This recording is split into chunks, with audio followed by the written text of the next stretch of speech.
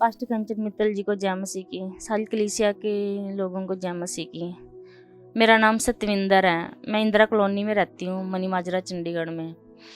मेरी गवाही ये है मेरे जीवन की। मेरी बेटी हुई थी मेरे पास, मेरा फर्स्ट बेबी था वो।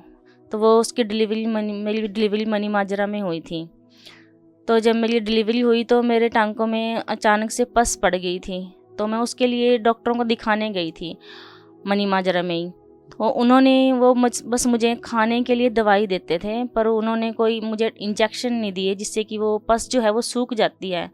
वो पस उन मेडिसिन से नहीं सूखी, तो जो पस सूखी नहीं तो वो पस जो है वो अंदर ही अंदर जाती रही, जिस वजह से जो मेरे एक अलग से पोटी का रास्ता बन गया था। उस वजह से उन्होंने मुझे फिर लास्ट में 15 दिन रखा। उसके बाद उन्होंने मुझे बोल दिया कि अब जो है इस चीज़ का ऑपरेशन होता है। तो उन्होंने मुझे रेफ़र कर दिया पीजीआई में। जब उन्होंने मुझे रेफ़र करा तो मैं पीजीआई गई, तो उन्होंने मुझे बोला कि इस चीज़ का ऑपरेशन होगा और आपको 6 महीने तक रुकना पड़ेगा। आप वेट कर सकते हैं कि हो सकता है अगर वो भर गया अपने आप से तो ठीक है, अगर नहीं भरा क्योंकि उसके लिए साल का टाइम होता है। तो उन्होंने मुझे बोला था 6 महीने का और वेट कीजिए आप। तो मैं 6 महीने का मैंने और वेट किया, पर वो 6 महीने तक वो थोड़ा भरा तो सही, पर वो फिर भी एक छेद जो है बहुत छोटा वो रह गया था। उस छेद से हर समय पोटी निकलती रहती थी। तो मैं बहुत परेशान थी। फिर उन्होंने मुझे एक दिन 6 महीने के बाद जब उन्होंने देखा कि वो छेद है तो उन्होंने मुझे ऑपरेशन की डेट दी। जब उन्होंने मुझे ऑपरेशन की डेट दी तो मेरा बेबी उस टाइम में 1 साल 3 महीने का हो चुका था। तो एक साल 3 महीने के बाद मेरा वो ऑपरेशन किया पीजी वालों ने। और जब वो पीजी वाले जो डॉक्टर थे, जब वो मेरा ऑपरेशन कर रहे थे तो उन्होंने ऑपरेशन करते करते उनसे भी चीरा ज़्यादा लग गया था। ब्लेड जो है वो उनसे गहरा लग गया और उन्होंने फिर मुझे उसी टाइम वो ऑपरेशन वहीं पे छोड़ दिया। और उन्होंने बोला कि आपका जो ऑपरेशन है उसको आगे कंटिन्यू नहीं कर सकते, क्योंकि वो जो चीरा है वो ब्लेड थोड़ा, उन्होंने मुझे पूरी तरह से अपनी प्रॉब्लम भी बताई कि वो बेटा वो जो चीरा है वो थोड़ा ज़्यादा लग गया है। तो उन्होंने मुझे बोला कि आप 6 महीने तक अपने घर पे रेस्ट करो, उसके बाद उसका देखते हैं क्या करना है। उसके बाद हो सकता है कि टांके की सर्जरी होगी, टांके लगेंगे वहाँ पे, उन्होंने मुझे ऐसे बोला। तो जब उन्होंने अगले दिन मुझे छुट्टी दे दी, मैं घर पे आ गई। घर पे आने के बाद मैं इतनी परेशान थी, मैं बहुत परेशान थी। मैं 1 साल 3 महीने मैंने वो प्रॉब्लम, पता नहीं मैंने कैसे बिताए अपने दिन। मैं इतना दुखी थी, मैं बहुत परेशान थी। मैं कहीं घर से बाहर नहीं जा सकती थी, मैं कुछ अच्छा खा पी नहीं सकती थी। जब कुछ ना ही मैं कुछ भी खाती पीती ढंग से, तो मैं हर पूरा दिन के लिए बाथरूम के लायक थी, क्योंकि मेरा प्रेशर जो है वो बिल्कुल भी मैं रोक नहीं पाती थी उसको पोटी को। उस वजह से मुझे इन्फेक्शन रहता था और मुझे इन्फेक्शन रहता था। एक तो वाइट डिस्चार्ज होता था और वो पोटी जो है जो मैं जाती थी तो एक बार में मेरा पेट नहीं साफ़ होता था। जो पेट नहीं साफ़ होता था, जो रुकी हुई पोटी थी वो जरा सी करके निकलती रहती थी। तो वो 6 महीने जो उन्होंने मुझे बोला था आप रेस्ट करो, 6 महीने मैंने बहुत मुश्किल से बिताए अपने घर पे। और मैं बहुत रोती, बहुत परेशान होती थी। इसी टाइम के बीच मैंने 1-2 बार सुसाइड करने की भी कोशिश की कि मुझे अब नहीं जीना। मैंने उसी टाइम अचानक से मेरा हस्बैंड, दोपहर का टाइम कभी घर पे नहीं आता, उस दिन अचानक से मेरा हस्बैंड घर पे आ गया जब मैं ऐसा हकीकत में करने लगी थी।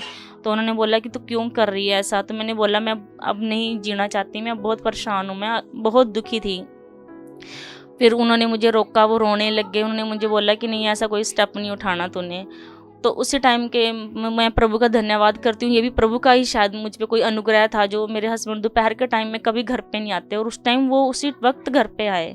मेरे मन में ये आता था कि मैं क्या करूँ, अब मैं कहाँ जाऊँ, क्योंकि पीजीआई में जाती थी मैं तो वो बोलते थे कि नहीं, पूरा 6 महीने आपको वेट करना पड़ेगा, तब उसके बाद कुछ कर सकते हैं हम।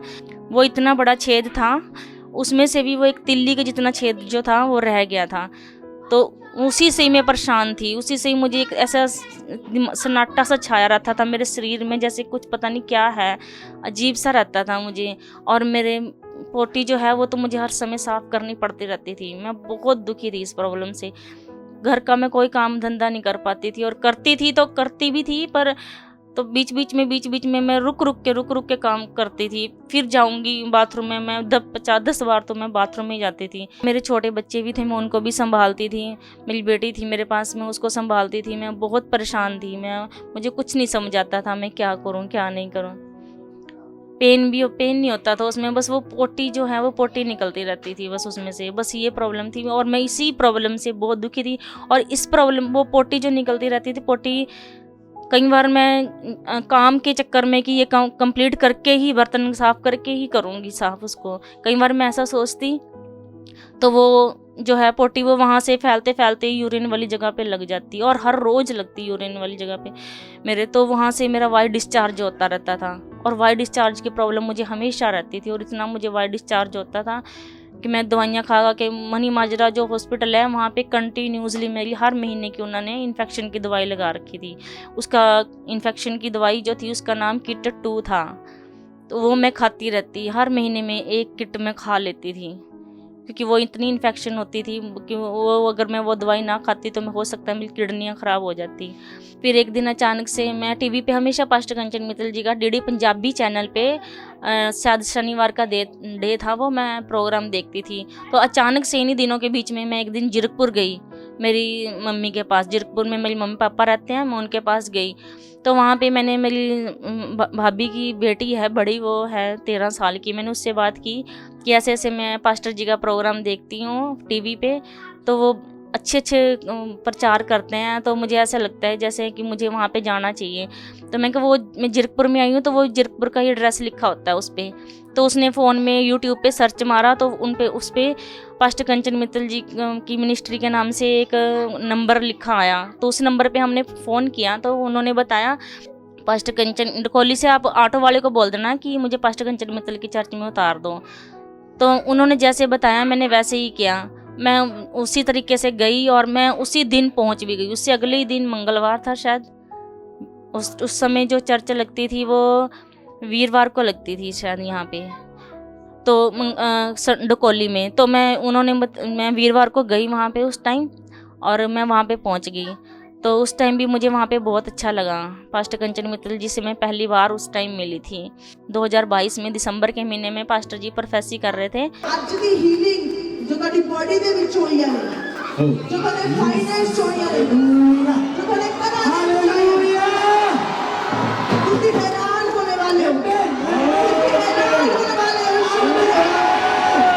तो मैंने उसको बहुत आत्मा से, पूरे दिल से मैंने ग्रहण किया, यीशु के नाम से मैंने ग्रहण किया। और उस दिन मुझे बहुत अच्छा, बहुत खुशी सी महसूस हो रही थी। तो उसके बाद जब दिसंबर के महीने में उन्होंने प्रोफेसी की थी ये, तो उसके बाद मैं घर आके चेक करती रही, मुझे बहुत अच्छा लगता रहा। और मैं दिन में 1 या 2 बार पोटी जाती हूँ अब, बस उससे ज़्यादा मैं पोटी नहीं जाती। और मैं पूरी तरह से ठीक हो चुकी हूँ। और मुझे जो मुझे वो पोटी की प्रॉब्लम थी, जो मुझे बार बार निकलती रहती थी, उसी वजह से मुझे इन्फेक्शन होता था, तो वो प्रॉब्लम मेरी ठीक होगी। तो इन्फेक्शन भी पूरी तरह से जा चुकी है उसके साथ। ये विजाइनल टैबलेट, ये हमेशा मैं हर हफ्ते में 3 दिन जरूर रखती थी। अब मुझे ये विजाइनल टैबलेट जो है ये भी नहीं रखनी पड़ती हैं। अब मैं बहुत पूरी तरह से ठीक हो चुकी हूँ इन्फेक्शन की प्रॉब्लम से। ये जो है ये मैं यूज़ करने के लिए करती थी दवाई, और खाने की जो मेडिसिन है वो मैं अलग से खाती थी, उसका नाम किट 2 है। अब सब कुछ नॉर्मल है और मैं पूरी तरह से ठीक हो चुकी हूँ। मैं परमेश्वर यीशु मसीह जी का धन्यवाद करती हूँ, और पास्टर कंचन मित्तल जी का भी मैं तहे दिल से धन्यवाद करती हूँ। सारे भाई बहनों को जय मसीह की।